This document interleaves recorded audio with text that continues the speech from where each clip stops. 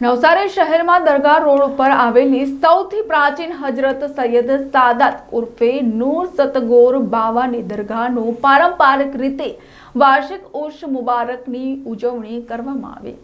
નવસારી શહેરમાં મોટી દરગાહ તરીકે ઓળખાતી સૌથી પ્રાચીન હજરત સૈયદ સાદાત ઉર્ફે નૂર સતગોર બાવાની દરગાહનું દર વર્ષે પારંપરિક રીતે ઉર્સ મુબારક ઉજવવામાં આવે છે। લગભગ 1235 વર્ષનો ઇતિહાસ ધરાવતી મોટી દરગાહ પ્રત્યે દરેક ધર્મ અને સમાજના લોકોની આસ્થા સંકળાયેલી છે, જેથી દર વર્ષે મોટી દરગાહના ઉર્સ કાર્યક્રમમાં હજારોની સંખ્યામાં શ્રદ્ધાળુઓ ઉમટી પડતા હોય છે।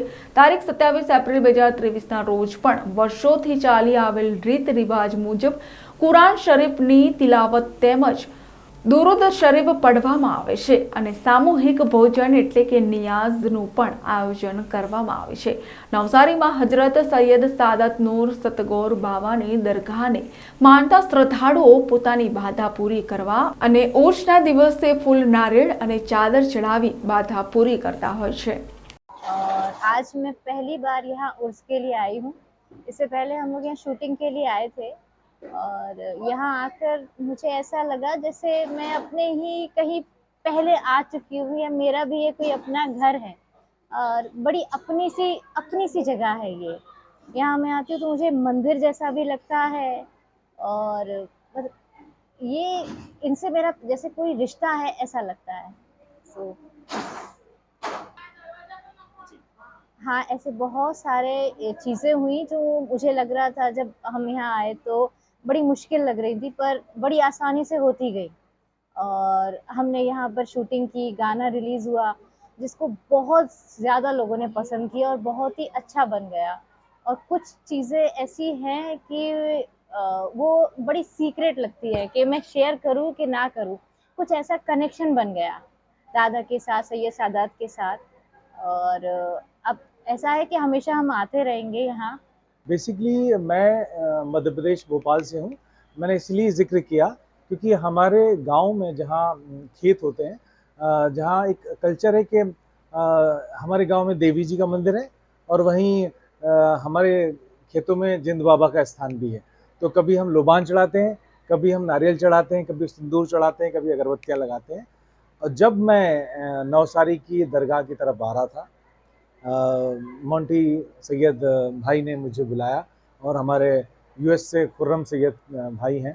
उन्होंने कहा कि एक दरगाह है जहां आपको जाना चाहिए जो बहुत पुरानी है। 1235 में ये सैयद सादात बाबा आए थे। तो मुझे लगा कि हिंदुस्तान में जितनी भी बहुत पुरानी जगह हैं वो बहुत ही ऑथेंटिसिटी से भरी हुई हैं। वहाँ कुछ ना कुछ ऐसा चमत्कार होता है जहाँ आपके दिल को सुकून मिलता है। तो ऐसा कहा जाता है कि हिंदुस्तान को अगर जानना है तो पूरा हिंदुस्तान की यात्रा करके देखिए, क्योंकि हिंदुस्तान में ऐसी ऐसी आला हस्तियाँ आई हैं, पैदा हुई हैं जो वर्ल्ड में कहीं नहीं हुई।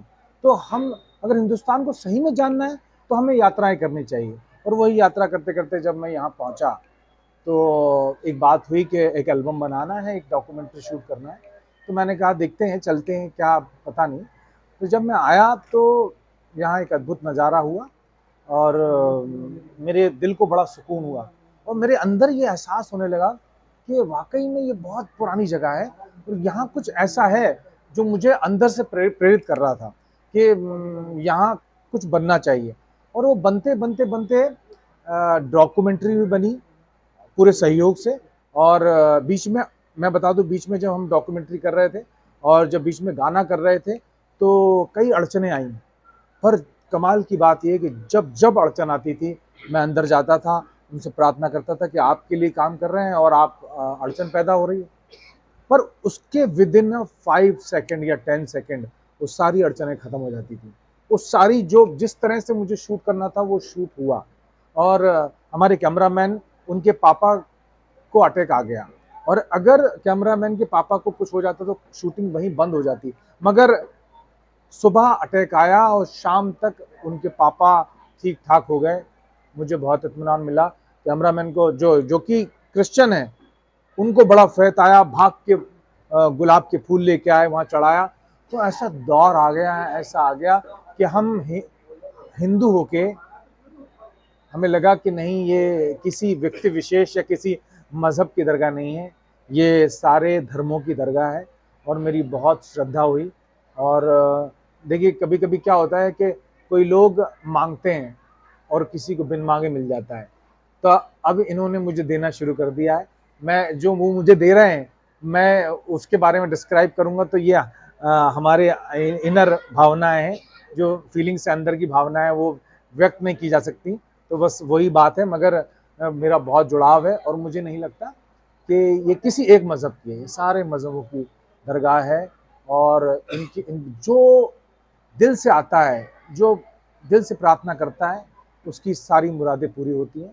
और मैं उर्स में पहली बार आया हूँ यहाँ पर, और मुझे बड़ा मौका मिला कि जब सब लोग अंदर दरगाह में थे और मुझे भी जाने का मौका मिला, मैंने वो कैप पहनी और वहाँ मंत्रों का उच्चारण हो रहा था। मैं मतलब जो मैं मंत्री कहूँगा क्योंकि मुझे वो शब्द नहीं आ रहे हैं, पर बहुत अच्छा लगा।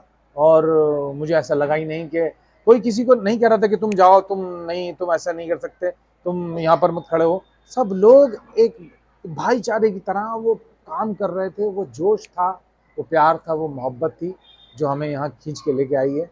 और मैं जितने भी हिंदुस्तान में कोई भी सुन रहा है मुझे, तो मैं यही कहूँगा कि एक बार ज़रूर आएँ, क्योंकि वाकई में ये इमाम हिंद है और इनमें कुछ ऐसी बात है।